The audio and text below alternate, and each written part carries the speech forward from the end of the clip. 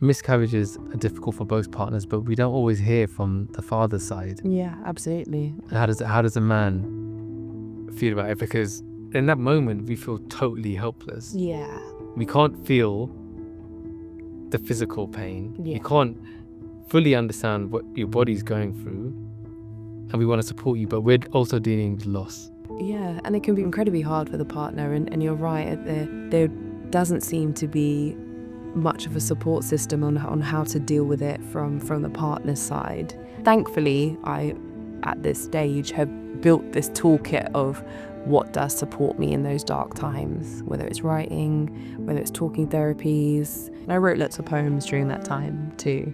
But for our partners, or for the father, there isn't really a clear way on how to navigate that, because you're absolutely right. They're trying to support the woman that has gone through that miscarriage.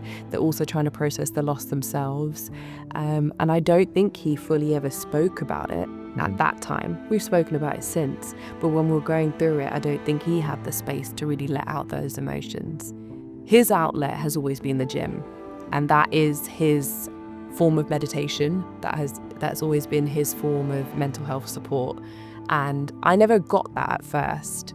And this is where sometimes we would butt heads, because I never understood that was actually what he needed. It's only more recently that I understood that actually, no, that's your form of mental health support, and I need to be supportive of that. Obviously, there needs to be balance of it can't be all the time, because other commitments. But when he needs it, I need to make sure I'm supporting that he's got the time to do that, and giving him the time to do that and the capacity to do it, because that is his form of meditation. Every man carries something: expectations, silence, struggles, the weight of having to look unbreakable. The Dad Project is a home for real, unfiltered conversations on men's mental health, the kind that have been missing for far too long. We share powerful stories and raw perspectives from those living it and those guiding men through it. Filmed at the Old Court in Windsor, it's about breaking silence, reshaping strength, and creating conversations that actually matter. I'm your host, Naroop Juti. Let's talk.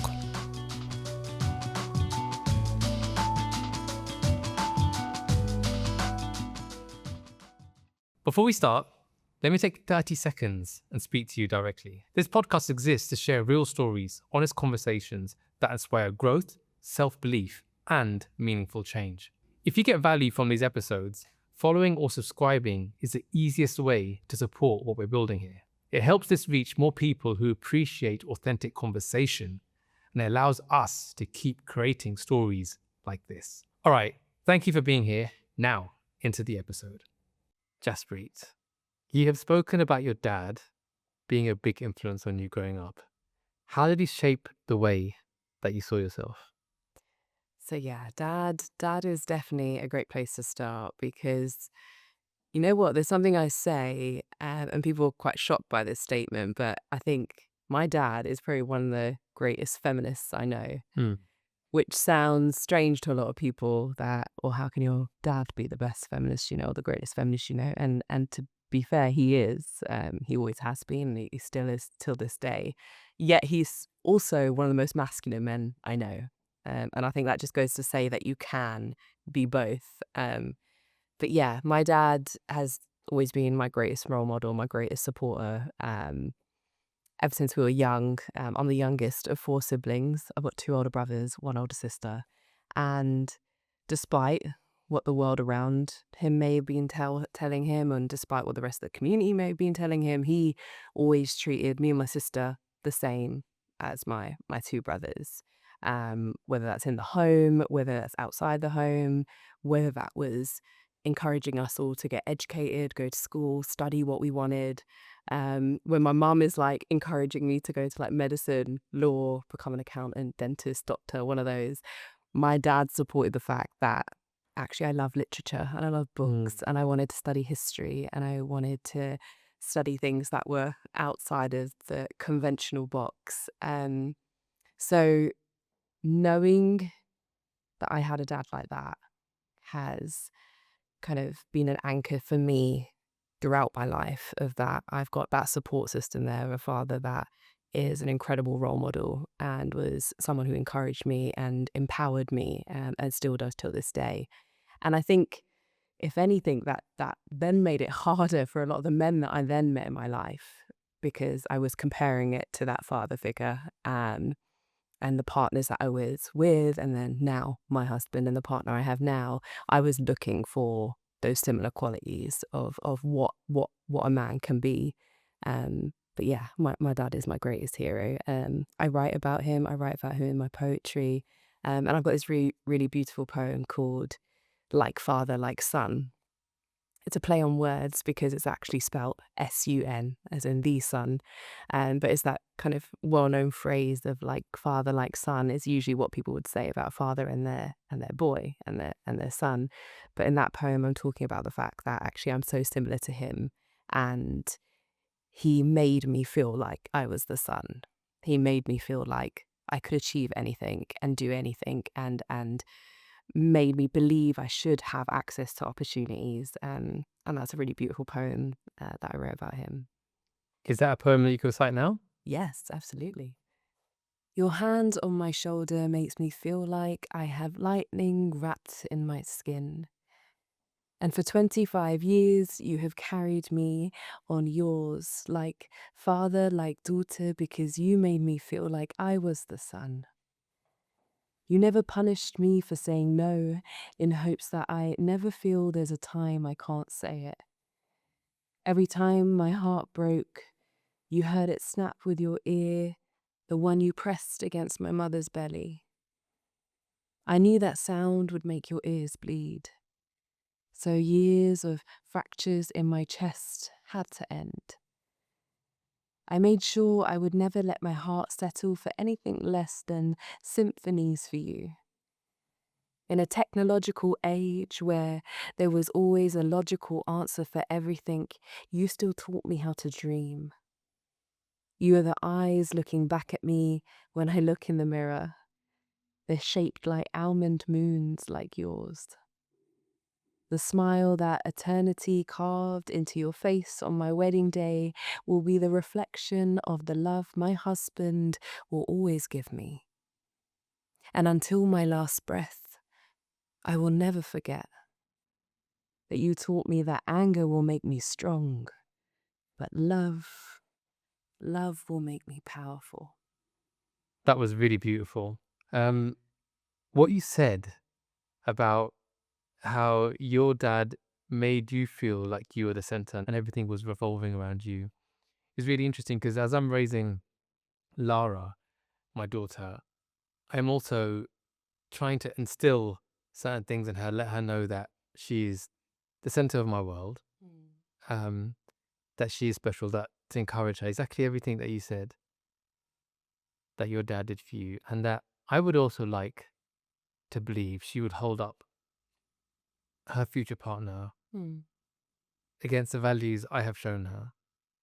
Not saying that I'm perfect in any way, Yeah. but there's certain things I would like her to look for in a man. And it's really nice to know that you did that. For men, how does a young woman see those qualities in a man? Because it's easy to say, I wanted a man to be like my dad. But how does a woman notice that? Because that's something as men we don't always know. Because especially in this day and age, certain men are lacking confidence when they meet a woman. Yeah. And a lot of the time, instead of being themselves, Yeah. they become who they think the woman wants them to be, which is usually two different things. Yeah. Right? Yeah. We always say be yourself. What does that mean? No one can ever be themselves. It's very difficult to not wear a mask in any situation. Yeah. But to understand what a woman would look for in a man and how she would hold them against the values and principles her father has shown her. How does that feel for a woman to see that, to understand that, to meet a man and know, wow, this man's actually got something? Yeah, I know it's I do agree. It's a really difficult situation that I feel a lot of men are going through right now. Of they do fear how to even approach a woman because of what we know about societal issues around consent, and harassment, and all the horrible things that are going on. I think a lot of men feel fearful on how do I even approach a woman now? Or how do I even start a relationship? take that first step. But on the flip side of what women are looking for, I can't speak for all women, but I can definitely speak for myself, was that I was just looking for the qualities of a good person, of a kind person. Um, I was looking for the good, the bad, and the ugly. I didn't want to just see all the niceties, because it's very easy for somebody to turn up on those first dates and be their best selves and show this beautiful picture about themselves. But as time goes on, you also see the darker sides of people. And I think that's important, that you know who that person is. Um, Probably more important, I'd say. More important, yeah, absolutely. And to see that array of who that person can be. And I remember some of the things I would look for, like, this is just an example with my partner now, is that when we were first seeing each other, I would look at how he would treat like wait staff in like a restaurant, or if we go out, um or even when we're in shops and he'd be talking to like staff or assistants in a shop, I would look out for like how he was treating other people, not just myself. Yeah. How did he treat the other people in his life, the other women in his life? I think that's also quite an important representation of who a man can be. How do they treat their mother? How do they treat their sisters? And obviously, not all those relationships are going to be perfect. Not that that should be the be all and end all, but I think they can be a reflection on who that man is. Yeah. And so I guess I was looking for some of those things. But it's funny because when I first met my husband, I didn't like him at all. We met in quite an interesting circumstance. He was in the audience the first time I ever performed poetry. It was the first time I kind of plucked up the courage to go perform at this arts an open mic night going on in West London. I'm from East London. Went all the way to West and thought, you know what, nobody knows me there. If it goes terribly wrong, I'm just going to run back home and never do it again. And he was in the audience that night because he was looking for poets to come perform at an event that he was doing. So we actually didn't speak that night, but weeks later he got in touch. It was all very professional. He wanted me to get involved in this event that he was doing, and I didn't like him at all. I judged him on his job. I judged him on what he looked like, on the clothes that he wore. I was, I guess, a very artsy teacher, creative, working in the public sector. His job was the complete opposite of that. So on paper, we were complete opposites. And then in my brain, I was telling myself I wasn't attracted to that. And it was only months later that actually I took the time to get to know him. We sat down and had a conversation with each other. We went to go see a photography exhibition at the V&A. And we sat there having lunch. And before we knew it, we were sitting there for 5-6 hours and the museum was about to close and we hadn't even seen the exhibition that we were meant to go see. And that was when I really got to know who he was as a human, the good, the bad, the ugly. I learned about his childhood, his relationship with his family, his grandma, who is now my best friend, what it was like for him in school, what it was like for him growing up as a young Sikh man in the UK. And that's where I guess I took the time to really get to know who he really was. It's really interesting that you mentioned all those things because as our community grows and I speak to more and more men, Yeah. some of the men have come out of relationships. They're looking for love again. Okay. Right. And I can see that they feel they have to be a certain type of man to get the kind of woman that they want. And I've always said, look, be open, be honest, be vulnerable. Yeah. Share where you've come from, because, like you said, talking about the wait staff, usually a good way to judge someone is how they treat other people, right? And if you can share your life experiences, sometimes the darkness gives, and the most difficult times, gives people the best reflection of who you are, because it's so easy to be happy when things are going good. It's so easy to talk about our successes and how we've been celebrated. But if you can be honest and open and say, look, life hasn't actually been that easy for me. I've had to go through these challenges. You probably actually gain more respect, especially from a potential partner, because they can see, wow, this man has really been through a lot. Yeah. And that doesn't show weakness, that shows strength, because naturally we're judging people based on how can I live my life with this person? Yeah. If things get difficult, which they definitely will with the rhythms of life, Yeah. how do they handle that? Yeah. And are they still going to stick by you? Yeah. Things do hit when the shit hits the fan Yeah. and things get ugly and things get dark and people make mistakes.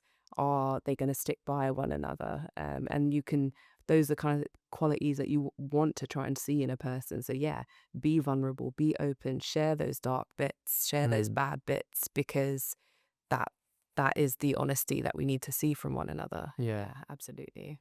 Talking about your husband, I think I actually knew him before you guys were together. Maybe you were just getting together, You knew him before we got together. Yeah. because he invited us to exhibit our exhibition, the Sing Project, at EY where he worked. Yeah. And I had a similar a kind of like impression. This guy's got a suit.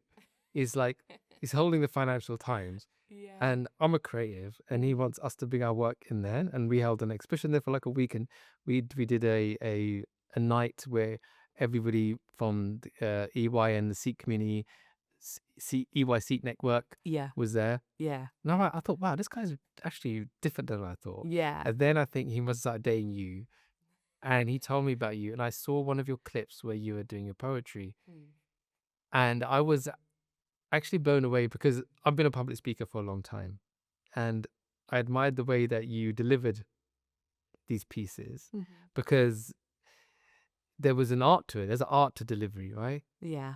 The tone, the pauses, the emphasis on certain words, Yeah. the how loud you speak, when you quieten down, right? There's a journey you take people on. And I thought, wow, this is really impressive. Yeah. And then it was a topics that you were talking about, for me, was really interesting because I hadn't thought of any of these. And to be honest, no one was really talking about it. Yeah. And it's only when I started to get to know you better and you started telling me how you studied a master's in gender equality, Yeah. correct? Gender studies. Yeah. Gender studies. Yeah. And all the work you were doing there. And I was like, this is fascinating. Yeah. And having a daughter, understanding it more was really important to me. So tell me a little bit about that time when the journey that you went on, because I know you did work experience in India. It was all part of Yeah. your That education kind and of learning. chapter of my life. Yeah. It's a really significant chapter of my life, actually. So yeah, I've kind of shared a little bit about kind of the early childhood, growing up in East London, the family life, growing up in a big Punjabi family in East London. And then there's that kind of second chapter of my life of trying to figure out who I was, trying to figure out my purpose, and then going into academia, studying history, studying gender studies. And I remember when I wanted to study gender studies, my whole family were like, what is that? Like, how can you do a master's in that? What job are you going to get with that? But I was really fascinated with understanding gender. What does it mean to be a woman? What does it mean to be a man? Or what does it mean to be none of those things? And that master's was really discussing all those different topics, everything from femininity to masculinity to cultural, social, economic issues in our society because of gender. And in that year, I got to write a thesis, a research paper on any topic that I wanted. And I decided to write it on son preference in South Asian communities, which, as we know, is an ongoing issue of why people would prefer to have a son over a daughter. And the research kind of took me to India, took me to Punjab, and that's really what I wanted to focus on, and why specifically in the Punjabi community is this something that's still going on, especially because a lot of the Punjabi community are Sikh, which is meant to be a faith that is built on the principles of gender equality and seeing a man and a woman as the same. That's why we have Kaur and Singh. That's why women are held at such esteem in our faith. But why culturally does it not look that way? And why in Punjab did it have some of the highest rates of female infanticide, which is the killing of baby girls? Why did it have some of the highest rates of sex selective abortions? So that means that people were aborting their baby girls when they recognized the gender. And it just didn't make sense to me. But obviously a lot of the reasons were economic, cultural, passing on a family name, passing on inheritance. And that is some of the main reasons that came out. And I did this big research paper on it. I even went to a really incredible girls' home in Jalandhar in Punjab called the Unique Girls Home.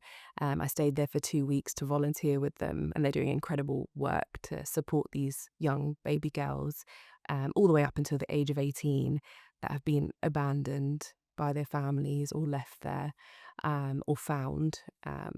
And in those 2 weeks that I was there, they had a window where people could drop off a baby, usually at night, because this wouldn't be done during the day because obviously the shame around it. But during the night, they would drop off baby girls that had been found or just left and abandoned.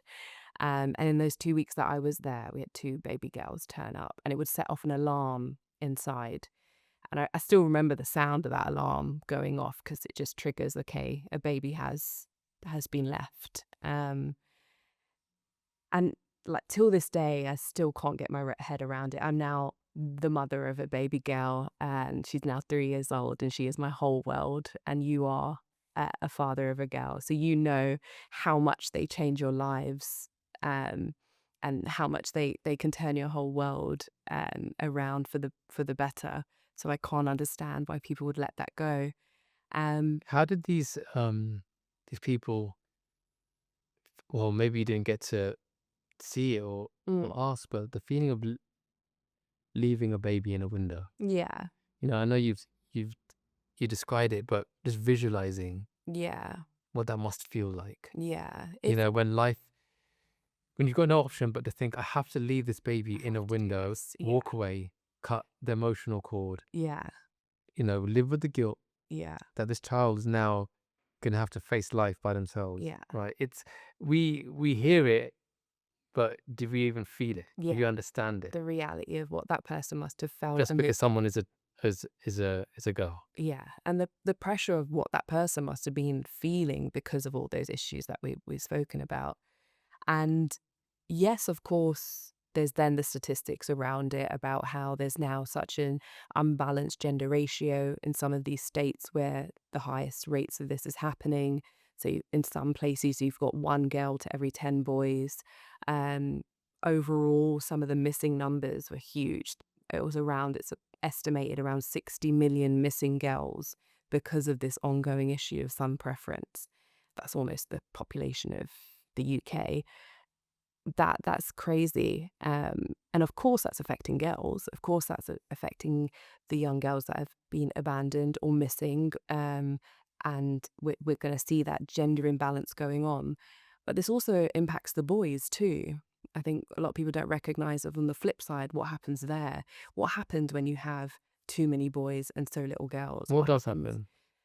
Well, the long-term impact is you then have this very hyper society that's got a small number of women, high number of men.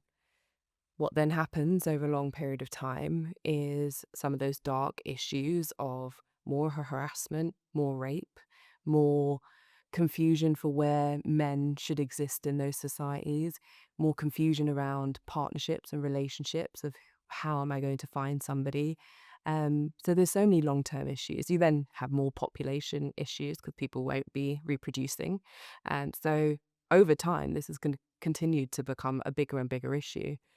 And this isn't just a faraway problem. Like everyone assumes, oh, this is just far away in Asia, in Southeast Asia. This doesn't impact us here in the Western world, but it really does. How? There's been recent research that came out just this year about how in Indian communities, we still have such a high imbalance of that gender ratio going on here in the UK. So that means people are still having sex-selective abortions here in the UK, which is insane. How are people still getting away with that?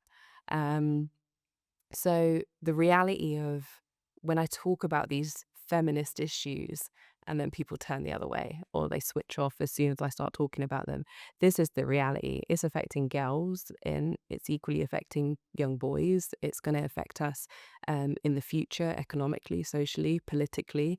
That's why I care about it so much. And I recognized back then when I was doing the research that not everyone had the time to read this like 50,000 word paper. I get it. So I summarized it into a poem. And that was actually the first poem I performed on that night. The first one I ever performed was called Queens and Corpses.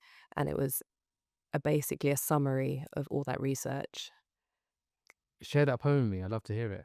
It says, from her, kings are born. She is a creator. It is through her that life evolves. She is our caretaker. Yet thousands of little girls were never given such a worth. They've been abandoned at their very birth. Dowry. Why burden ourselves? We shall have sons upon sons upon sons. Our name will last forever. He shall look after us, all of us together. He can take our land, inherit, and all shall be divine. And those corpses of those baby girls, they'll disappear with time. And beneath that land that we hold so dear are thousands of infant girls with no voice left to hear. Ratios, censuses, statistics, they're clearly showing one thing. Where are the missing daughters? What shall these generations bring? So that was the poem that you did on that first night. Yeah. How did it go down with the audience? So it did what I was hoping it would do, but never expected it would do. And there was a member of the audience that was filming it that night, and they must have uploaded it online. I don't know if it was on Facebook or Instagram back then. And I woke up the next morning and it had gone viral across the UK, North America, Canada, India, Australia. I started seeing this video of me performing this poem everywhere. This is pre-Instagram though, right? This is like early days of Instagram. Okay, This is in the days of Tumblr. This is Okay, like where right. I started off my Because when people talk about viral now, it's a different thing then. Yeah. So I just want to Yeah. emphasize how difficult it was to go viral then. Oh, absolutely. Like that I'd never experienced anything like that, of waking up to messages on these platforms. Like that's very normal now, but Instagram, Tumblr, which was big then, Twitter, which is now X, Facebook. I was then getting emails as well because people were finding my email address online, and all the messages I was getting was from people really connecting to that piece and saying thank you for highlighting this issue and articulating it in a way that I didn't think was possible, or it was just the matter of fact that I was talking about a topic that we all know about and we all have somewhat brushed it under the carpet in our homes and our communities, but bringing it out to the forefront, which also made a lot of people uncomfortable too. So I did get a lot of backlash as well. A lot of people saying that I shouldn't be talking about these issues. I shouldn't be talking about some preference. I shouldn't be talking about women's issues. Obviously spoken about other issues too, like domestic violence and grooming and some of the other dark parts of what happens in our communities. And I have received that online as well, of people then trying to silence me when I am being outspoken about some of these topics. I think the word feminism for certain men triggers a certain response, Yeah. right? And I understand why. Yeah. And I think it's more about misunderstanding Yeah. than anything else. Yeah. One of the downsides of social media and having access to so much information is that we're not always explain stuff in the right way. And as men, sometimes we need stuff explained to us quite simply, right? Yeah. And because we just need understanding. But I think one of the best ways of understanding it is, for me, is to looking at it from the female perspective. Yeah. So I always put myself in the shoes of my daughter. Yeah. What world would I want her to be raised in? You know? And that is what the premise of what feminism was originally built on. The idea that we all deserve equal access to opportunities, whether that's economic, whether that's culturally, whether that's socially, whether that's politically. That was the premise of what that movement was based on. And obviously, in some of those circumstances, one gender is going to be suffering more than the other. And usually it is women in most of those circumstances. But we are also seeing how men are also affected by a lot of those issues. That was some of what I was trying to highlight in Brown Girl Like Me. When I wrote that book, it was a guidebook, a manifesto for South Asian girls and women. But I was also saying how a lot of those factors and a lot of those issues are also impacting men too. As you know, starting off that book, I was talking about mental health. I was talking about my own mental health struggles of having anxiety and depression and the stigma attached to that. and never being able to access mental health support because I was always afraid of what people would say. And that was why I first started writing in the first place. But what I also highlighted in that chapter is that we see how that is impacting the men in our communities too. And I've seen it firsthand with the men in my life, how they have been taught to bottle in their emotions. They've been taught to never express them. They've never been given the tools of how to express them. So they have turned to everything else to have an outlet, whether that's alcohol, whether that's drugs, whether that's anger coming out in all sorts of different ways, because they've never been given the tools on how to access and release a lot of those emotions that they're holding in. Um, and I've also seen firsthand how much pressure the men in our community are under. And I've seen how much pressure they are under in terms of looking after their family, financially, protecting their family, looking after family members, whether that's their partner or their children or the elders in their family, their parents, their grandparents. And all that societal pressure comes from, if we go back full circle to that conversation we were having before about the fact that people want sons so that they carry on the family name, and they carry the inheritance, and they continue what that family has been trying to hold and build. That pressure is then put onto those sons. That pressure is then something that they're taking onto their shoulders and don't really know how to navigate or how to process. So a lot of these issues, these feminist issues that I talk about, these patriarchal issues I talk about, misogynistic issues I talk about, we can see they're impacting the boys and the men in our community too. Yeah, it is difficult. It is difficult to hold all that weight. Mm. And when I do my talks, I always say this, where I frequently say this line that men have been living behind a wall of silence, not because they don't feel things, but they haven't been given the space to talk about them, Yeah. right? And it's this sense of sharing and talking to other men and say, look, are you going through similar things? I think a lot of the time, if you don't have anyone to talk to, and especially in a couple dynamic, Yeah. it's hard to always talk to your partner about it because it's easy to get judged by them. And Yeah. unfortunately, there's so many relationships where if a man opens up to a woman and says, I'm feeling like this, the woman may say something that can hit his ego, right? And ego, again, is a word which has to be treated carefully because there is a sense of pride that a man feels that they want to be able to do all these things. If they can't do it, Yeah. who are they now? And so that's when it says great understanding between the man and the woman to say, I'm going to support, both parties going to support each other when life gets hard. Yeah. And that's especially really true in the South Asian community where men aren't given the tools to navigate life like that, but Yeah. expected to do it. But expected to do They're it. expected to do it. Yeah. And that's where a lot of the problems rise. So I love how you're linking your belief with feminism and actually saying we can understand how it does affect men, because I guess you could call me a little bit traditional, but I think that a woman can have all of those things we talk about: equality, Yeah.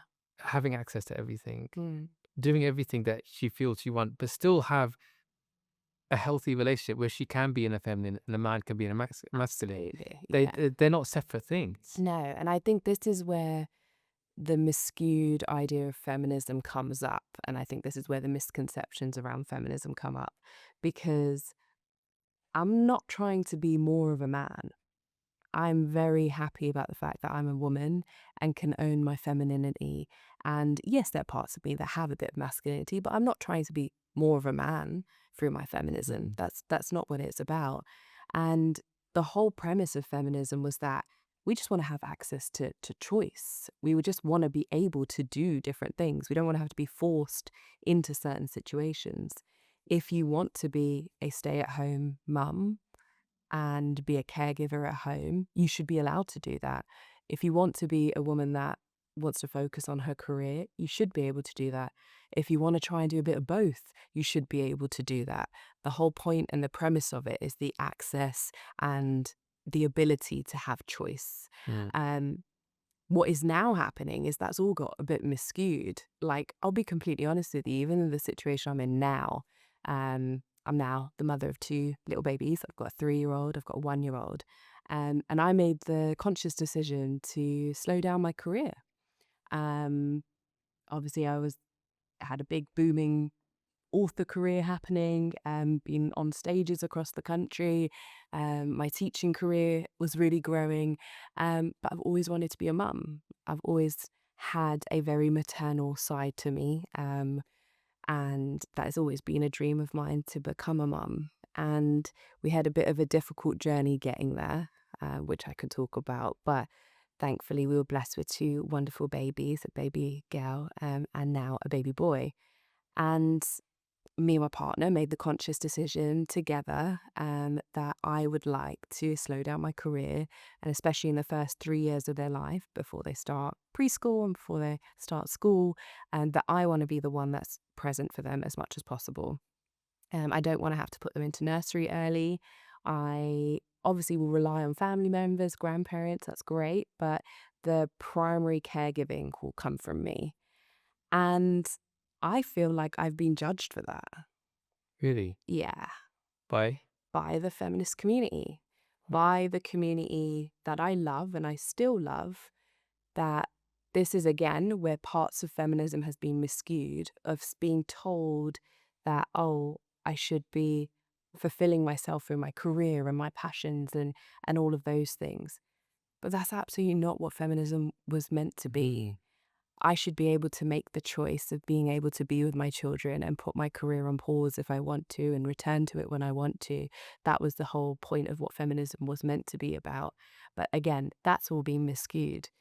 And the reason for that is because at the same time, you've got this very hyper-capitalist system going on that's telling women that they should be in the workplace. And that was one of our rights through the feminist movement that came up during the 50s and 60s, that women should have the right to work, and absolutely they should. But now what's happened, it's all got totally flipped on its head a little bit, of those women who want to stay at home don't know how to balance all of that anymore. We don't have a system that exists here in the West that allows women to have work but also be with their children. That system here doesn't exist. Our free childcare system here is not great. So you do have to make a choice. And yeah, I do feel I've been judged for it a little bit. I have conversations with other mums sometimes, and I can kind of see the look on their face when they're like, oh, your kids are not in nursery yet? You put them in nursery? And I'm being told that, oh, it's good for their development to go to nursery. And some people might believe that, and there might be research that does say that, but the research that I've read and the best child psychologists out there say that for the first 3 years of their lives, the best thing for a child is for them to be with their immediate caregivers. So ideally their parents, if it can be, but outside of that, the rest of the village, right? Grandparents, family members, aunts, uncles, kind of that village that's needed. But living in the Western world, we've been told to live a bit more of an individualistic lifestyle. So we've moved away from that communal living. We've moved away from living next to or with other family members, or living in intergenerational homes, which is what we were all used to doing previously. So yeah, I do feel, because of those misconceptions around feminism, even I've been judged for some of the choices I've recently made. That's really interesting. And sorry to hear that. I mean, I wasn't aware of that, but Yeah. I can see how that would, make you question your decisions. And why would people say this? Like, everyone's got the freedom to do what they want. Yeah. But coming back to the point where you talked about a woman having the freedom to do what she wants and why that's judged, I do think a lot of the time in relationships, and I've seen this through my parents, that if you're secure in who you are as a person, you will never stop the other person from doing what they want to do, right? So if sometimes a man in a relationship would stop the woman from having her independence because there's this insecurity within him. Yeah. If she becomes this, what happens to me? Mm. How does that look on me? Yeah, it's Right? funny you say. And the other way around. Yeah. If the man becomes this, Yeah. how does that impact me? So the women show the insecurity too, right? Yeah. So sometimes a woman can stop a man fully being in his masculine, and vice versa, And vice versa. because of not who they are, Yeah. the person, but who the person is inside themselves. And what I've seen through my parents' relationship is that mum and dad have had each other's back and not judge each other through life, no matter what. Yeah. They love the person for who they are, not what anyone might think, not from what society says. It's a man being a man and a woman being a woman and supporting each other's thick and thin. And that is a healthy relationship, Yeah. right? Yeah. So sometimes when people feel like they're being held back, I find it really challenging to understand when a woman says, I wasn't allowed to do this because my partner didn't feel comfortable. And in my mind, it's like, why would you not want? Why would he not want you to thrive? Yeah. Yeah. And see you grow and blossom. And it's funny you say that. The reason it just triggered a memory in my head, because when I first started doing this job of becoming a poet, becoming a public speaker, becoming a performance poet, obviously I'm on stages a lot of the time, right? I'm in front of big audiences a lot of the time. I've done TV appearances and all the media stuff. And my partner, Indy, would get asked by some of his peers or the men that he would meet, even when we were at shows, other people that were there, the men will ask him, how does he feel about me doing that? Yeah. And Indy would be like, well, he's, if anything, he would be pushing me to do Yeah. it more. He That's was my my partner. champion. He is my manager. He is the person that has got me to where I am today. So he would always find that question really confusing of why are people asking him if he has a problem with what I'm doing? And again, it was a reflection of their own insecurities about themselves, or perhaps insecurities that they had in their own relationships, because for some reason that made them feel less masculine if their partner was forward facing and out there. It's a really, really strange thing.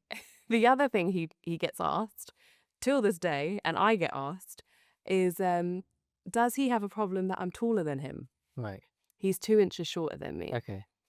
And when we met, it was something my family asked me as well. It's something my granddad said of, he's a great guy and we love him. He's wonderful, great job, great family. And the only thing my granddad mentioned was, oh, but he's a bit shorter than you. And I am quite tall for a woman, whatever that means. I'm 5'10". Once I wear shoes, I'm almost 6 foot. And my granddad said, he's a bit shorter than you. And then he said to me, do you have a problem with it? I was like, no, Bumji, I don't have a problem with it. Do you have a problem with it? And he was like, no, I don't have a problem with it. So that kind of ended that conversation there. But people still say it to Indy and people still say it to me, as if a man should be physically bigger and taller is another misconception we have about the physical appearance of what masculinity should be and what femininity should be. So we find it really funny when people ask us that question, and Indy does have an answer for it. What's his answer? It's a rude one, so the PG bit here is out the window. And I'm gonna get in trouble for saying this. He says, well, with all the same height, lying down is his answer, and that usually shuts everybody up. But that's an it's interesting funny, point around right? masculinity, right? Yeah. Because as men as well, sometimes we think masculinity is an outward appearance. There is, Yeah, and there is there an is element an to element that. to it, but Yeah. you strip it deeper than that, because that outside layer only lasts for so long. Yeah. That might last for the first couple of dates. Yeah. And then when you get to know someone, they understand, okay, true masculinity is a Yeah. silent confidence. Yeah. And then as we grow old and grey and Yeah. wrinkly, all those big macho masculine things will start to disappear from their Yeah. bodies. And same with the femininity within us. It's all going to change as we grow and age. And that's a beautiful thing to see in one another and be able to grow old with one another. But it's funny that I think in our community, especially within the South Asian community, there is an element of the man needs to look taller, bigger, and the woman should be smaller and take up less space. I think that's where it comes from. So when I started to actually get to know you more was when you had written your book, Brown Girl Like Me, right? And we shot a lot of your promo material. You know, we came to your launch night. Yeah. So proud of what you had done. Talk to me about the journey of the creation of that book, because I know that first open mic night appearance in Hounslow where stuff went viral Yeah. really pushed you to actually start doing this as your career, because you were still training to be a teacher. Yeah. And then the book got written. Yeah.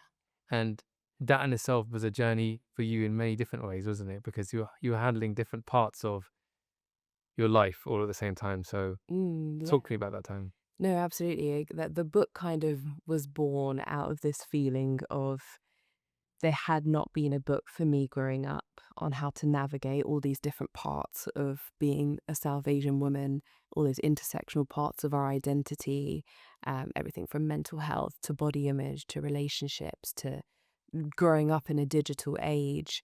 There was nothing for us growing up, and that was still the case back then. And this was when I was teaching. I was teaching in schools that had a high demographic of South Asian girls and would see the same thing I was seeing almost 10, 15 years ago of they were really lacking a confidence in themselves. They weren't sure of their place in the world. Academically, they were doing really well, but there was such a lack of confidence in who they were. And that just kind of triggered me to really push and write this book. And I spoke to lots of amazing South Asian women from across the country, from a range of different demographics and different ages, and collated all those stories into this incredible book. And it is my first book baby. It's the one I'm so proud of. And we wanted it to reach as many people as possible, as many communities as possible, not just the South Asian community. We did this whole book tour, university tour. And thankfully, it had a lot of the impact I was hoping for. But there was a lot of interesting conversations that came out after the book, especially when we're going to those community events and those book tour events. And I'd speak to women, but I'd speak to a lot of the men that would show up and turn up. And they would say they would relate to so many topics in the book. And they said that it was a great toolkit for how they can be better allies to the women in their lives and the partners in their lives, and how they can do better. But a lot of them made a really important statement of the fact that they wish they had a book like that too for South Asian men. And that really got me thinking that year of like, oh, absolutely. Like, there's actually nothing for brown men either. If anything, the media loves talking about brown men on their behalf, about who they are and misconceptions about them. And we see them in shows and films and all of that. And we see them in the media a lot. We've even had a brown prime minister come and go. But what real difference have we seen for brown men? And that really got me thinking that year. And I was also going through a really difficult time after that book came out, which a lot of people don't know. And it's something I haven't spoken about before, is the fact that shortly after Brown Girl Like Me came out, I was pregnant and was expecting to have our first. And we were on this book tour, all this publicity going on, all this marketing, all this PR going on, and I miscarried. And I was at a point where I was like, well, I can't stop everything that's going on around me. Everything was moving at 100 miles per hour. And I just had to, at that point, just hold it all in, go through the process of what was happening to me physically, but mentally kind of put it on hold to continue all this work for this book publicity, because that work was so important for me. And it was only months later that I really processed it and kind of emotionally dealt with what happened, and just felt like when we're ready to have a baby, that will happen. And when we're blessed with it, we'll just be patient for when that time comes. And then months later, we did get pregnant again with my first, Mahi, and she was born 9 months later. I then, sadly, 9 months after that, had an ectopic pregnancy, which was also a really tough period to go through, and being told that I may not even have another kid. I didn't even actually know what an ectopic pregnancy was, and I think that's just a reflection on the fact that there's such a lack of research and education and funding going into women's health that I wasn't even aware of what it was. And that all happened, and was told that it would actually be hard for us to have another. But another little blessing arrived into our lives, and that's Hukam, our son, who's now 1 year old. And we named him Hukam because I really do believe that he was in our Hukam, and that somewhere in our destiny he was meant to arrive. But something funny happened when he was born, and I still remember this moment of, in that night, newborn, hazy feeling of having no sleep and night feeds and those lovely first few weeks of that newborn baby time. And I suddenly had this like real fear in me of the fact that, oh my God, I have a baby boy now. And when I had Mahi, I was like, oh, baby girl, she's going to grow up with all these amazing women around her. I'm going to empower her. She's got this book that I've written just for her. She's going to grow up with this guidebook. I know everything that I need to do for her. But now I've had this baby boy and I actually have no idea what I'm doing. And I was actually brooking it. That was like, I've not actually considered what it will be like for him to grow up in this world. And I had a lot of deep conversations with Indy about this of, you're now a father to a son. It's very different being a father to a daughter. And I think he took a lot of time navigating that and getting his head around what that will mean, because he's not got any sisters. He's got cousins that he grew up with, but that was the first little girl he's now going to be around. And then now he's going to be a father to a young boy, and what that also means about what role model he's going to be to that little boy, who I've got to be as a mother for that little boy. And I guess that's where a new book birth happened, of wanting to write Brown Girl Like Me. And I think that's where I'm at now. Before we get to that, and I'm so happy that things worked out how you wanted to, but I know when you had your first miscarriage that you had to suppress those emotions, Yeah. right? You're in the middle of a book tour, you're feeling it, but you can't be in it. You Yeah. have to put on a face and really you just probably just wanted to break down and have some time. And Yeah. I know when you came off the book tour, you said you went into a dark place because you had to allow the feelings to come. Yeah. You had to process it. Mm. I'm interested to know how you processed those emotions, and as a couple, how did Indy process those emotions? Because miscarriages are difficult for both partners, but we don't always hear from the father's side. Yeah, absolutely. How does a man feel about it? Because in that moment, we feel totally helpless. Yeah. We can't feel the physical pain. Yeah. You can't fully understand what your body's going through, and we want to support you, but we're also dealing with loss. Yeah. So talk to me about that time. Yeah. And it can be really incredibly hard for the partner. And you're right. There doesn't seem to be much of a support system on how to deal with it from the partner's side. Obviously, I had to deal with emotionally how I was feeling, and I had bottled it in for a couple of months. And by that point, that I just let it all out. I was in kind of a dark space for a little bit of time, and thankfully, I at this stage have built this toolkit of what does support me in those dark times, whether it's writing, whether it's talking therapies. I've done every therapy under the sun. I've done cognitive behavior therapy, light therapy. I kind of turned to some of those things that I knew were going to help me, especially writing. And I wrote lots of poems during that time too. But for our partners, or for the father, or for the husband, or whoever it might be, there isn't really a clear way on how to navigate that, because you're absolutely right. They're trying to support the woman that has gone through that miscarriage. They're also trying to process the loss themselves. And I don't think he fully ever spoke about it at that time. We've spoken about it since, but when we're going through it, I don't think he had the space to really let out those emotions. His outlet has always been the gym, and that is his form of meditation. That's always been his form of mental health support.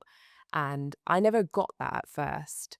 And this is where sometimes we would butt heads, because I never understood that was actually what he needed. And I would complain. I would be that partner complaining, oh, you're always at the gym, or why you gotta go every night, or why can't you just stay with me? And I didn't understand the importance of it for him for a long time in the early years of our relationship. It's only more recently that I understood that actually, no, that's your form of mental health support, and I need to be supportive of that. Obviously, there needs to be balance of it can't be all the time Yeah. because other commitments, just like I can't always be doing my forms of mental health support either. There's balance in everything. But when he needs it, I need to make sure I'm supporting that he's got the time to do that and giving him the time to do that and the capacity to do it. Because that is his form of meditation. He describes it of even when he's doing reps, he is counting and breathing in the same way as I would do breathing exercises or I would do mindfulness meditation. That is his form of doing it. So during that time, I think that was his outlet, and it continues to be till this day. That sometimes I'm like, I can see he's a bit worked up or he's bottling a bit in. Go to the gym for an hour, 2 hours, and then when he comes back, I can see he's feeling a lot better, and then he's also more open to talking about it too, because in a way he's kind of physically released whatever he's kind of needed to, and then he's actually then more open to speaking about it after that. So it's interesting. We've learnt that only recently, even though we've been together for almost 10 years now. That's something we've only really learnt about each other in recent years. How did you come to that understanding? Because was it just conversations? Because this is a problem that happens a lot, right? Yeah. We think that when a man does something with his friends, Ooh. he has to do something for himself, Yeah. that he's being selfish. Yeah. But we don't have the same conversations women do. Yeah. If we go to the pub, it's very surface level. Yeah. If we go to a football match, it's again very surface level. Yeah. Men need to have more conversations, hence why we're building what we're building. Yeah. But a part of the process of that is actually having that time, even if it's time alone, just to allow thoughts to come and understand them. Yeah. And I know for a fact when I train, stuff that I'm thinking about will suddenly make sense. It's a rush of hormones, chemicals, everything. Yeah. Life just feels a little bit clearer. Yeah. And I think a healthy partnership is one where the partner can understand that time alone doesn't mean time away Yeah. from them. Yes. And that's something I had to wrap my head around. And I think that was more a reflection of me than it was of him. That was my own insecurities. That was my own anxieties. That was me putting past relationship baggage on him. And I think that's where a lot of it was coming from and why I couldn't understand it or why I would resent it a little bit. Because I should have been dealing with my own shit, really. I've never admitted that. I've admitted that to him. I haven't admitted that openly. Because who wants to admit that about themselves, right? Who wants to admit the fact that actually, no, that was me being shit. And that was me being insecure. And that was me being anxious. That was me being too codependent. That I always needed you and I needed you with me all the time to feel confident and secure. I've moved past that now. I think definitely becoming a mum has changed that a lot in me as well. I've got a whole different level of confidence in myself since becoming a mum. You give less of a shit about things when you become a parent because you've now got these humans who are depending on you for everything, that a lot of the other stuff that you were worried about before just isn't as important anymore, or just doesn't seem as big of a deal anymore. Or you care less about other people's opinions. I'm better at saying no to things now. I've always been someone that is a people pleaser. I've always been the person who's yes to everyone and everything, especially when it comes to family and friends. Even if that would inconvenience myself, I would just kind of go out of my way and always say yes to everything. Even professionally, I've always taken on too much and said yes to everything to please other people, but also because I feel like I need to for validation.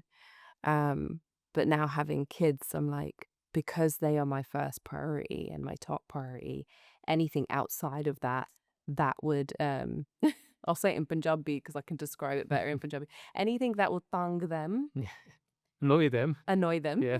The direct translation, annoy them, I will think twice about and be like, no, I'm actually not going to do that, or that could be put aside, or I can do that later because their needs come first. And I think that helped me deal with a lot of those other insecurities as well in our relationship because I kind of reassessed everything for myself. I think in a similar sense to Brown Girl Like Me, there is so many issues that are specific to being a brown man that would make it different to their white counterparts, whether that's mental health, whether that's relationships, whether that's family, whether that's the digital age, whether that's the media. A brown man or brown boy's existence is very different to a white boy or a white man's existence. So that's why it's specifically going to be talking to them. Are you talking about culturally, family, or are you talking about how? Because there's so many layers to that. There's so many layers, yeah. And that's why we need a whole book on it, because there are so many layers to it. It is culturally, because there are cultural elements of being a brown man. And obviously there's different types of brown men. If you're a Muslim brown man, your existence is going to be very different to a Hindu brown man's existence. I want to ask all those questions of what that means. And I don't have any of the answers right now. And I think that's why I want to have all these conversations, so that I'm better equipped for my baby boy on how he's going to navigate the world. There's faith that plays into that. There's the physical appearance that plays into that. Even the fact that, okay, just off the top of my head, a brown man having a beard is one thing. A white man having the same beard is something completely different. How? The way that a brown man with a beard or a turban or whatever you want to put into that will be profiled, or... We're talking a long beard, we're talking like my We're beard. talking your beard. Okay. We're talking longer than that. I think that will be perceived differently to a white man walking to the room with that same aesthetic look. But haven't things moved on since then? I don't think so. Really? No. In this post 9/11 world, I think things have got better, got worse, got better, got worse. I think what we're currently in right now is quite a dangerous and toxic place of how brown men have to navigate this world. I have a husband who is a beard, turban wearing Sikh man. I have to see what he has to navigate on a daily basis, despite the fact of how well he's done professionally, the rooms that he's been on, the boards that he's on, the councils he's on, and all the fancy things he does. He will still go into an airport and be profiled. He still walks into a shop and people take a double take. We'll still go into restaurants and maybe not be the first ones given the best table.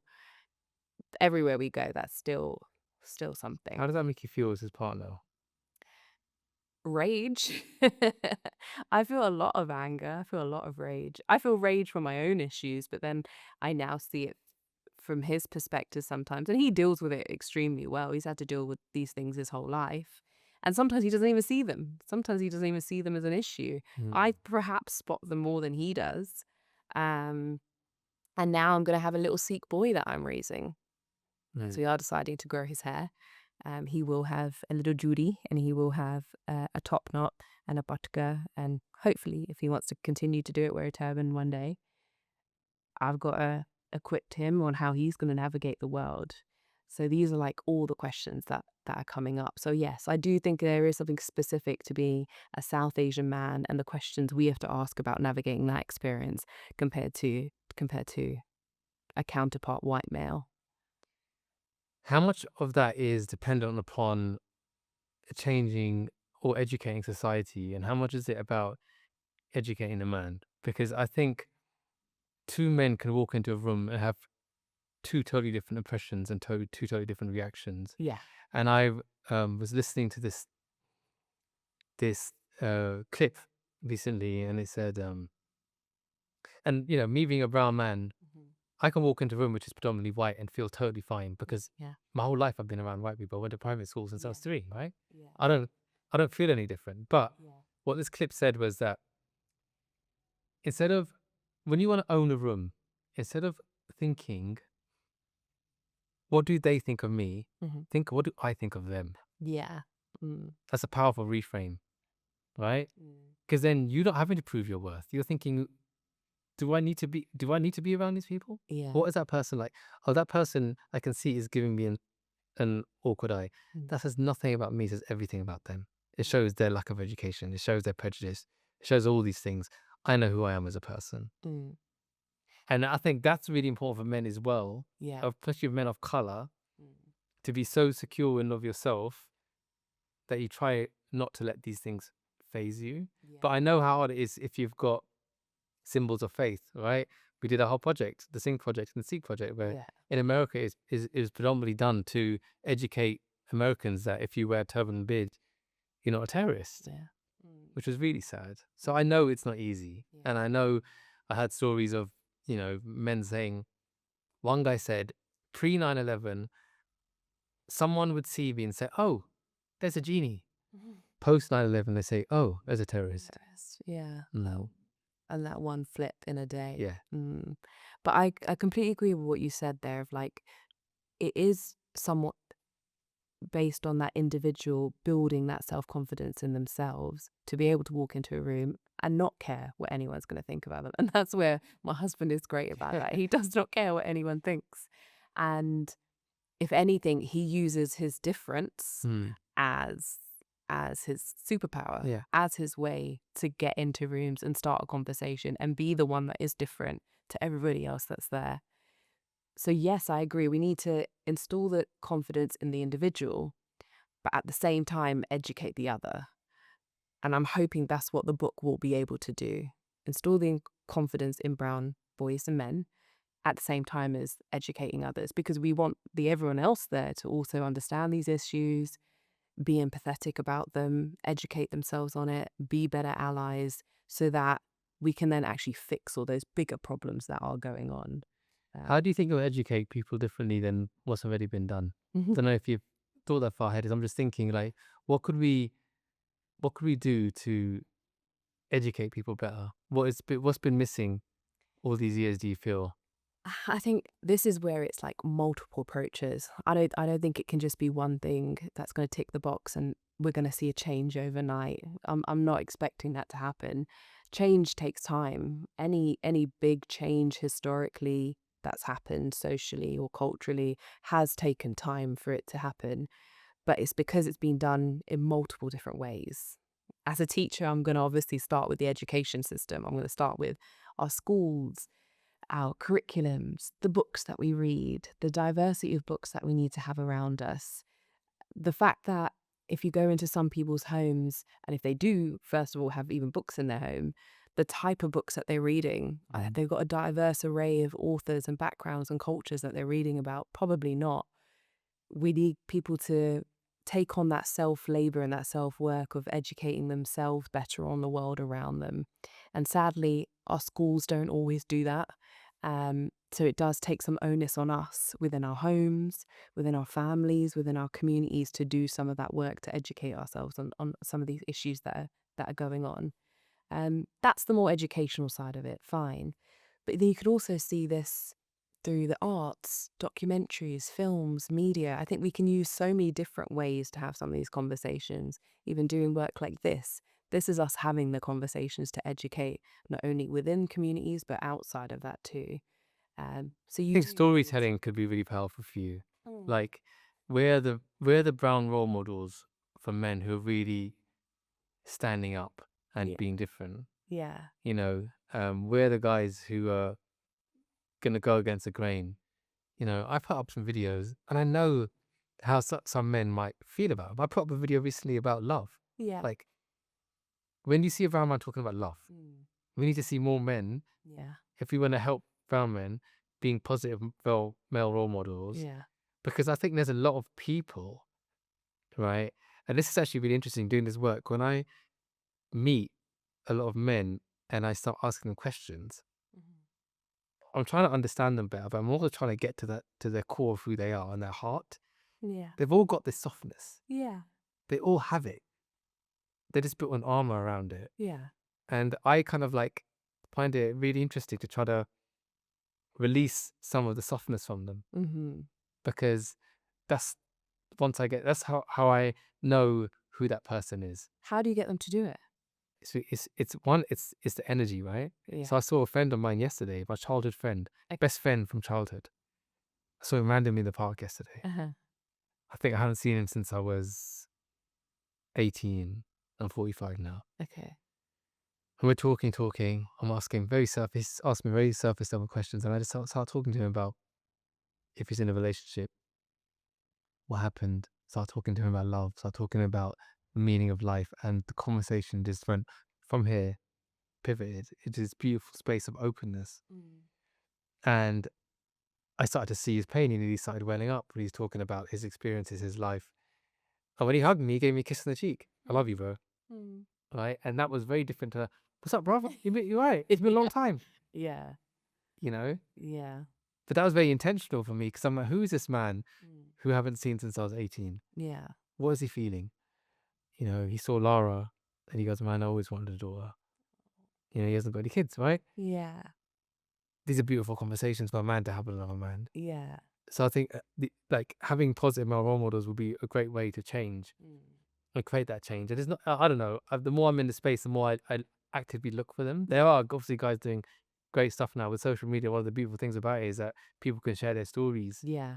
you know, so much more openly. So that could be something, you know, Yeah. having men, you know, on your platform talking about stuff as the Yeah. book comes out. I think, And that is how to do it, through stories. yeah, That's what we've done for hundreds, thousands of years, that we're able to connect with one another through storytelling. And I think hopefully that's what this next book is going to be able to do, with men sharing their stories and showing that there are so many incredible role models out there, and directly speaking to that conversation about masculinity, that by touching and accessing these softer parts of who we are and who men are, doesn't make them any less masculine. And there's ways that can still be synonymous with one another, is what I'm trying to get to the crux with in that book. I started writing the introduction a little bit. I started reflecting on my dad and my partner and the men that I do know, and how they can show strength and softness at the same time. mm. And that to me is what it means to be a man, that they can still be strong but have access to their softness too. Softness is a strength. I mean, it's said so easily, but when you actually understand it, I feel I'm so confident in who I am, Yeah. that to show my softer side takes nothing away from my strength. Takes nothing away from me. Yeah. Right? Yeah. I think that's the way to say it. Well, how do you think the feminists would view you writing a book about men?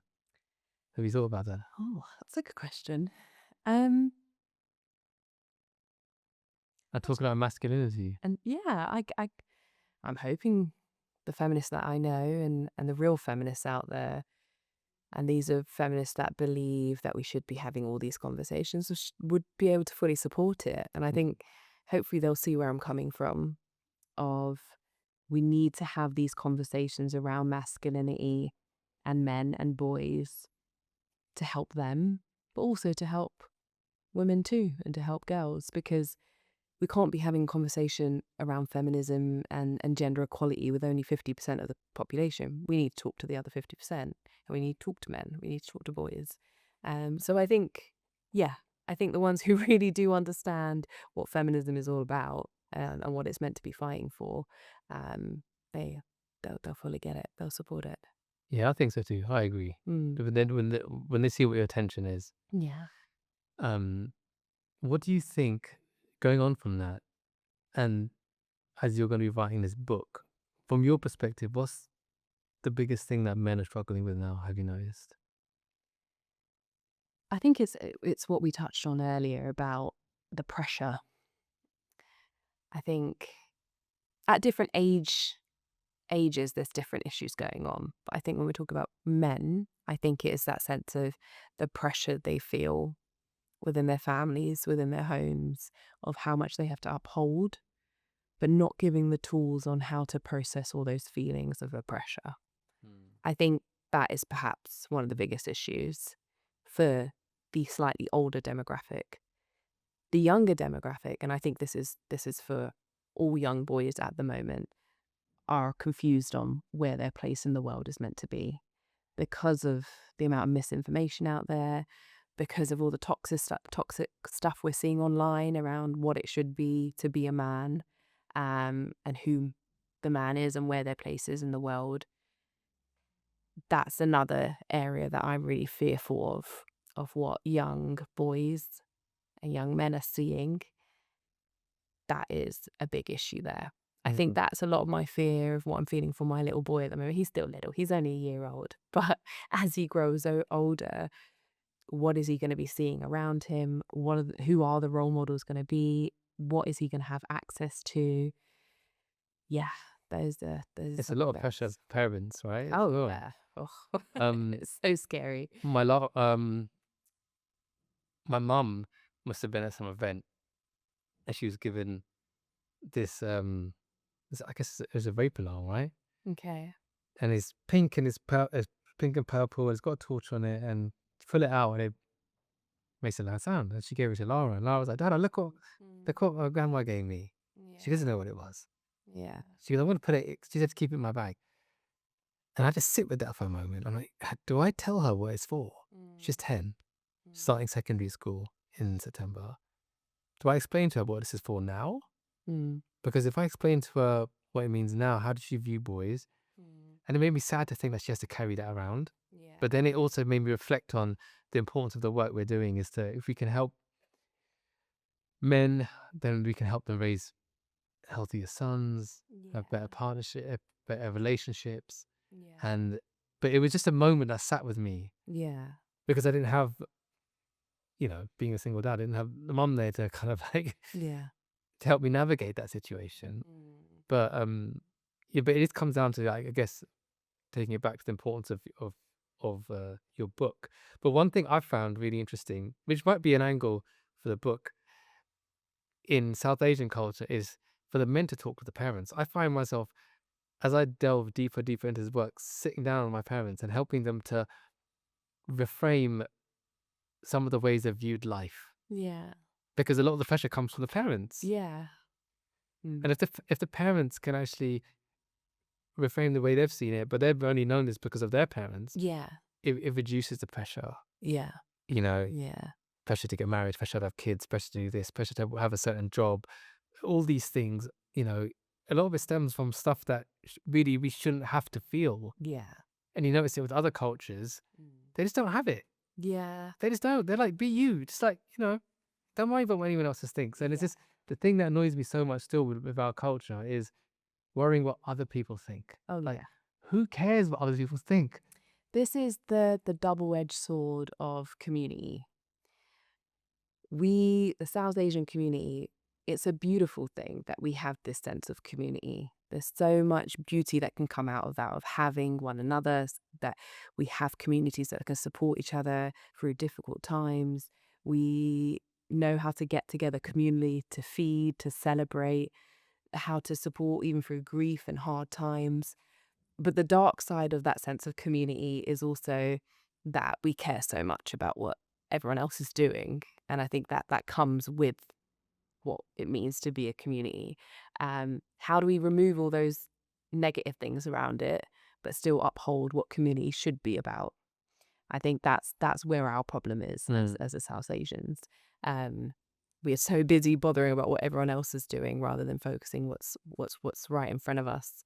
I totally think that's what the issue is. But hearing what you said about the conversations you have with your parents, I think that's so beautiful. Yeah. Because that's how real change happens. And I really talk about and emphasize the importance of intergenerational conversations, that we should be speaking to our elders, we should be speaking to our youngers.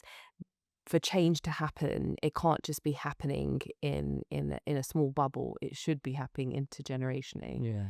And those conversations are hard. They're hard. They're hard to have. Yeah. They're awkward. I call them, in Brown Girl Like Me, I used to call them awkward dinner table conversations, because sometimes that's where these conversations come up. Yeah. It's over dinner or it's over food, and someone brings up a slightly awkward conversation or awkward topic about any of these things. And that's where it starts, right? Yeah. There is an art to it, because I was telling some stuff to my mum, and then she forwarded me this thing on Instagram and said, as parents get older, they start to become like kids. Okay.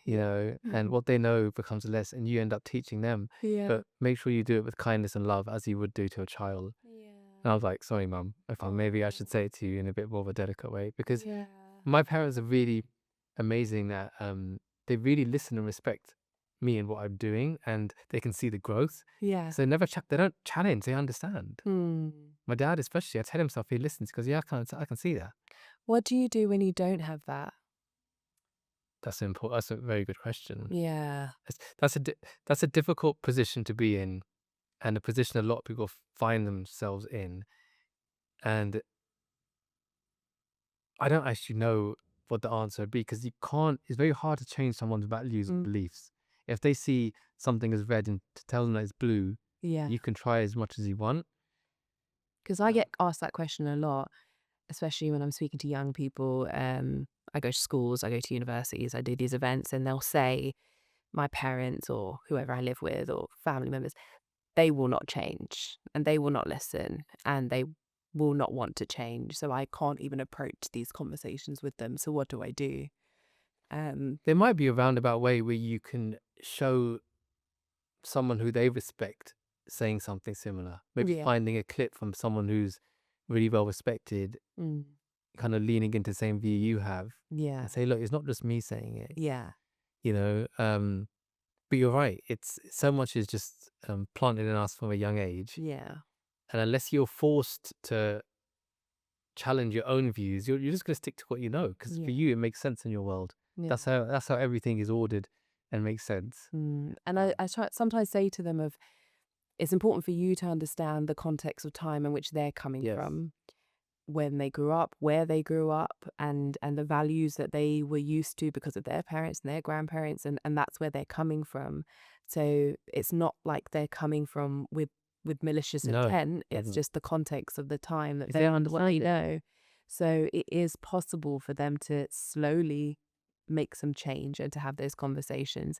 And I have suggested like doing it in interesting ways of showing them things, or slowly introducing different ideas and different concepts in the home, and using that as a way to start some of those conversations.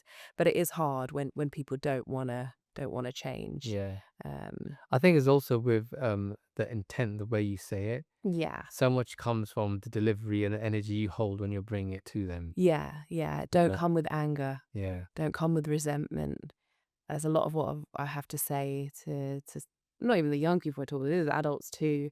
Don't approach them already angry at them because of how they've treated you or what they've done. Yeah. If you're coming with resentment and anger, it's not going to go Yeah. anywhere. Yeah. Yeah. Totally. Mm.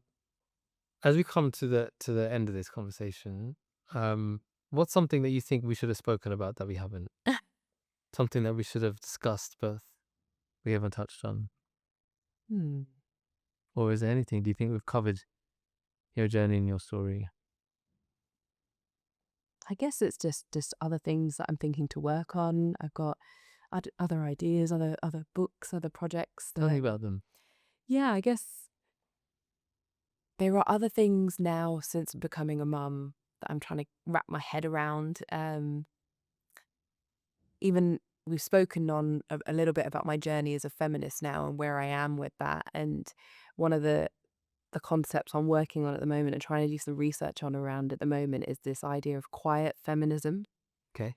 about how not everybody's feminist activism is necessarily loud and on the front lines and on the marches and the ones that you'll see across social media. Sometimes a lot of the biggest change that is happening is happening quietly. It could be happening in our homes. It could be the conversations we're having. It could be in our communities, and I think that's something I want to explore a little bit more, and not just for women, but also men, also non-binary folk. How are we doing these kind of quiet acts of feminism to make things change? Like, what are you doing on a daily basis with your daughter that you feel is making real big radical change, but it just seems like these quiet little small moments? Maybe it's a conversation you've had with her, or maybe it's the language that you use, or just these smaller moments, quieter moments that are equally as powerful. And I think that's something I want to explore now. And I think we live in a world now which has this misconception that to be heard, you need to be the loudest voice in the room. And I'm a big believer, and that's not the case. Sometimes it is the quieter, more patient, slower approaches that can make really big change. Do you feel like as a society right now we're more receptive to that kind of message, because we don't need to be loud and do all these big things, because now every person can share their story. Yeah. Everyone's got the platforms to talk about what they feel, and I think it's more the people who are becoming more and more authentic, the people who are now being heard, because we know when someone's real, when someone's true, Yeah. and sometimes the stuff that someone does to get attention, you clock it and you're Yeah. nah, that's not real. You don't engage with it and you Yeah. don't relate to it. Yeah, absolutely. I think we're having that shift happening right now. But also how, even if we look away from the digital space and the social media space, there's so much great work happening out there that doesn't make it there, that we don't even see. So how do I go find all of that too? Those that don't have the access to the digital space, the older community, not everyone there is online, but they're still doing great things. How about those that, because of their safety, can't be loud, but they're still doing great things? I just want to explore that a little bit more as well. How would we share those stories? How would we bring awareness to that? We've got to go find it first. I think that's the first step of what I'm trying to do, just trying to find all these brilliant stories out there that we haven't heard already of people making great change, and then collating that into a book, collating that somewhere. I'm still thinking about how to do I that. think it is stories, right? What this all comes down to is the art of storytelling, right? Yeah. I think naturally we're drawn to stories. You love to learn through stories, right? Especially men, right? So if you find these pockets of quiet feminism and you can, through your platform, share them with people, I think they'll have massive impact. Yeah. And obviously, for what we're building, we're trying to get a lot of reach, right? And there's certain things that they say you need to do to make a clip be seen. The first 3 seconds, put these captions and, you do it. But funnily enough, the clip that's got the most views for me, which has been like 1.1 million, Okay. Wow. is me sat there, no, no B-roll, no other cutaways, where I talk about how a man should support their partner when they just had a child, and how they don't need to worry about being there for the baby, be there for the partner. And it's one angle, Okay. it's nothing fancy. Yeah. And I posted it one day and it just took off, Yeah. right? And because it's a story, it's a story of what a man could be in marriage, and people support it, and it got a lot of views, and it did make me think that sometimes we try to complicate everything, and at certain times we have to do certain things, and I still have to try to do them. Yeah. I know I have to get someone's attention in the first 3 seconds. Oh yeah. Sometimes it works, sometimes it doesn't, Yeah. right? You can do what you can do, Yeah. but I always go back to, when I look at my other clips which have done really well, there's always an honest moment about Lara, or honest moment about how a father feels in this time, or how a man feels about something, Yeah. and it comes from the most purest place. Yeah. And I've noticed that. And that's what Yeah. connects with people the most. Yeah, when it's me really at my most vulnerable, really speaking from here Yeah. and sharing something that's living with me in here, not something that I might have observed, even something I've experienced. There's something about that you can't quite write down, but it resonates, and it travels the furthest. Yeah, I totally resonate with that, because the poems I've written over the years, the ones that have done the best or reached the most people, do exactly that. It's when I'm being honest, when I'm being vulnerable. When I try too hard of making it perfect, that probably doesn't connect with people as much. But when I'm being really honest and open and vulnerable, those are the ones that do the best. And I think that just comes down to human connection wants that. It just wants honesty, it wants vulnerability. And like you're saying with storytelling, that's what we need. And I think that's what can make really big change. But we've just got to be vulnerable. We've got to be honest. One thing I didn't ask you was a bit more about your poetry, actually, because, and you're known for being a poet, but also a writer and an author. Your poetry helped you in your darkest times, didn't it? Like people journal, you wrote your poetry. What was it about putting poems together that helped you through those times? What was it, where it took you mentally? Was it the achievement of having accomplished writing a poem? Was it delivery of the poem in front of audiences? Talk to me about that process.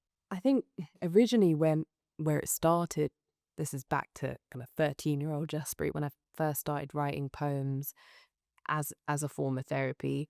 It was just that outlet. It was all those kind of thoughts and feelings I was bottling inside, literally releasing them onto a page. And I still, till this day, love writing pen to paper. Don't get me wrong, I still type. Obviously I have to with the work that I do. I write a lot, I type up a lot of my poems and type for my books. But that action of pen to paper, watching the ink come out and me writing it all out and letting it go was honestly so therapeutic for me. And that's where it all started, just writing it all out. And writing it in poetic form just gave it this kind of sense of rhythm. With other forms of practices, if you think about meditation or mindfulness or breathing or even like going to the gym, there is that rhythm that makes us feel better.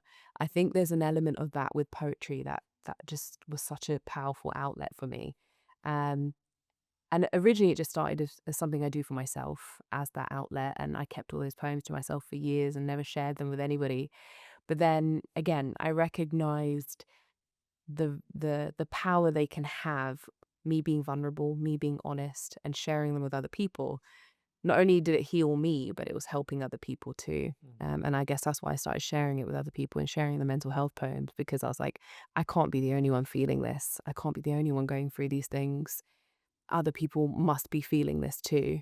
And that's why I was kind of vulnerable enough to share it with others, because it selfishly was helping me too, to know I wasn't alone in it. Yeah. And I think that's actually, that can link back to, the stories we tell here, is that, when we share, if I share my story, I know I am sharing what I've been through, but I know it can help others, but also it helps me too, right? And I think that's part of what, why men's circles are so important. You share how you feel, you've released something, but people in the room, men in the room, can resonate and think that guy's gone through something similar. They feel better, you feel better. Yeah. I don't think it's a selfish thing at all. Yeah, I I think said it was selfish, but I yeah, don't think I don't it think it is. is. Yeah. It's self-love, I think, if anything. Yeah. Keeping it in is probably doing you, Mm. would do you more damage. More damage, yeah. So to be able to share it is actually you loving yourself more. Yeah. Mm. I've loved this conversation. I've been wanting to get you on for ages. I'm really proud of you Thank you. of what you're doing. I think you've had massive change. You've created massive change. You're going to continue to do it. I love the idea of the book. For brown men, I think that'll be powerful. I'm here. Do you need anything? It's very much needed. You've got amazing men around you as well, as role models, for this. So I just wish you the most success, and continue to do amazing things and continue to change the world. Thank you. Thank you, Naru.